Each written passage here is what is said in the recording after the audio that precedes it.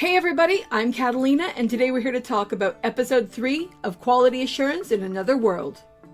In the first two episodes, we were largely introduced to the world and to the overall characters of Haga and Nikola, but in episode 3 we actually start to see the story taking shape, and we start to get a stronger feel for what we will actually be dealing with inside of this world and what our goals as the story progresses are going to be. And that's really interesting because, in my opinion, it really took a twist that I didn't see coming, and that's always a plus.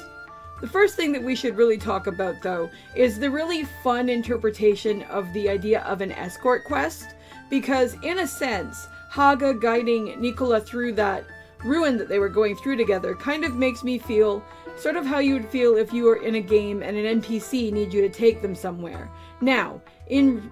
fairness, she was going with him, but the fact that she was wandering around and goofing off and messing things up and everything, it actually kind of shows you why you shouldn't feel so frustrated when some NPC is just taking their time and doing the slow motion shuffle when you're walking them through something inside of a game. And as somebody who's played a lot of MMOs where this is a very common quest type and trope, it was really funny to see what they did with it here. I especially liked the ending where, because she was so hyped in on the gold and everything, she ended up getting captured and she almost ended up becoming a sacrifice, and seeing Haga come to her rescue, and again seeing how concerned he is for her safety, despite the fact that she, in reality, from our perspective, isn't actually real, continues to be an incredibly endearing and refreshing trait. Because for many of us who go into these kinds of games, and who get deeply involved and deeply invested, the story characters that we meet, whether we're inside of a game or a movie or a TV show or a book,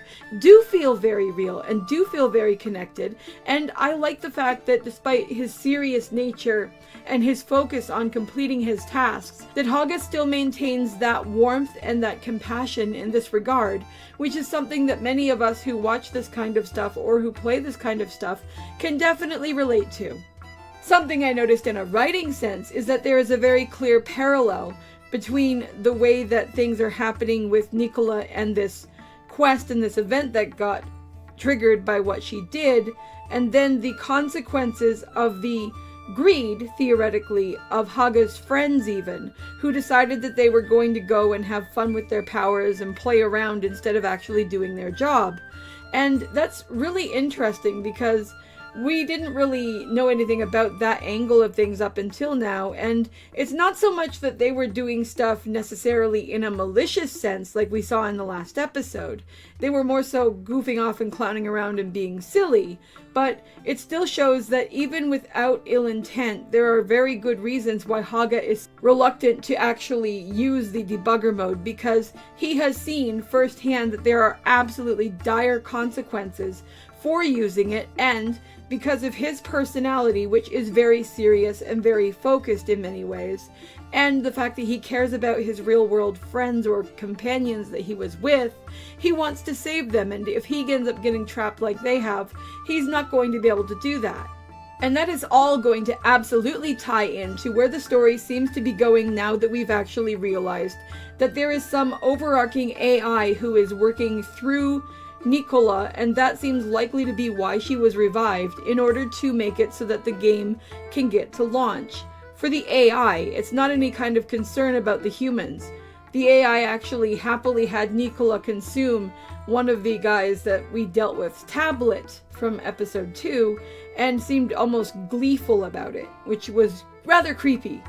But Haga, of course, wants to find a way to save everybody and get out, so we'll have to see as things progress whether or not their two objectives, the AI's to get the game ready for launch and Haga's to actually get his and his friend's life back, will actually connect and actually form some kind of whole, or whether or not the AI will eventually turn on us, because I'm sorry, but that thing is giving me like creepy Gladys or HAL 2000 vibes, and I don't like it. I don't trust it. I wouldn't trust it any further than I could throw it.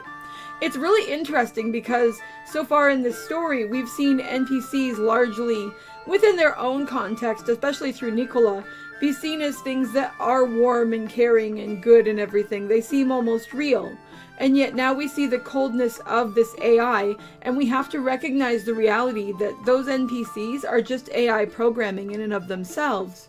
At the same time, though, I do want to point out that at the start of the episode, when we see the other debuggers who have gone rogue, literally using NPCs as darts to throw at a wall, that was absolutely disturbing. But given the way that people behave, especially inside of game worlds, it made a really fantastic reference to something like, say, GTA or something, where people will go around and they'll actually just start running civilians over, or like Elder Scrolls is a good one for that, or like Fallout, where you can just take people out, man. And sometimes they have to be really careful when they program those and make sure that certain NPCs will respawn, but sometimes the developers of these games do get a bit testy, and they'll make it so that when you actually do that kind of crap, they don't come back and your file is screwed. So we'll have to see what the rules of this game world are and how it works and everything, but there's definitely some potential for some interesting story beats there too.